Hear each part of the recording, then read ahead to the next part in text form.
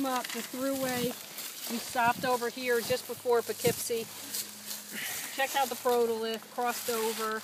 Essentially, we've been following Route 21, right? So here we were at stop 2. We were in the chlorite zone. That was the first spot of metamorphism, or true metamorphism. So here we are. We're at stop 3. So here's Connecticut over here. So you guys tell me, what should we be looking at here? What do you think? Tell me what's going on. More intense deformation, probably, right? Right, more intense deformation, right? So what do you think? Do you think we've crossed into another zone? Do you think I brought you to another? Right, we're crossing to the biotite zone. What else do you expect to see? So what does that mean, the biotite zone? So this is still the green schist facies? Yes, still the green schist facies. So we're in the chlorite zone. Now we're in the biotite zone. What does it mean to be in the biotite zone?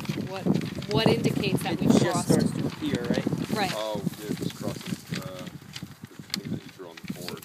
The mineral first appears now. Right. Right. So biotite first appears. So, do you think it's going to be really easy to see it? No, probably not. Probably not. I mean, the good thing about biotite, just like muscovite, it's very reflective. So you may see some of that in it. You may see some of that reflective nature in the rock. So good. So we've crossed into a new zone. We're increasing our deformation. What about the rock type? What is also happening to the rock type? The grade is going up with metamorphism. So what might we see?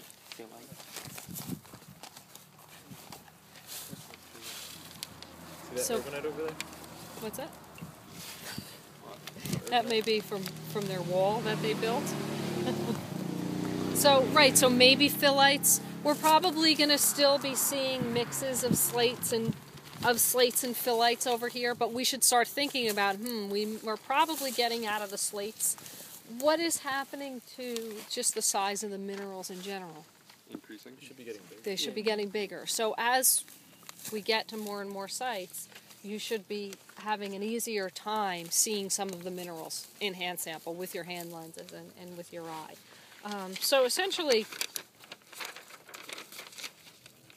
what you want to do is we can just sort of look at this outcrop. It's not the greatest. It's a little bit weathered. It's not as good as some of the other ones for seeing.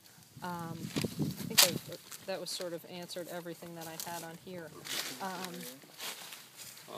Just to give you an idea of the reaction, where's the biotite coming from, right? So we get something that's called phengite, Phengite.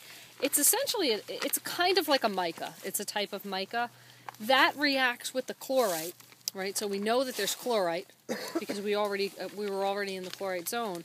And from that, we wind up with biotite.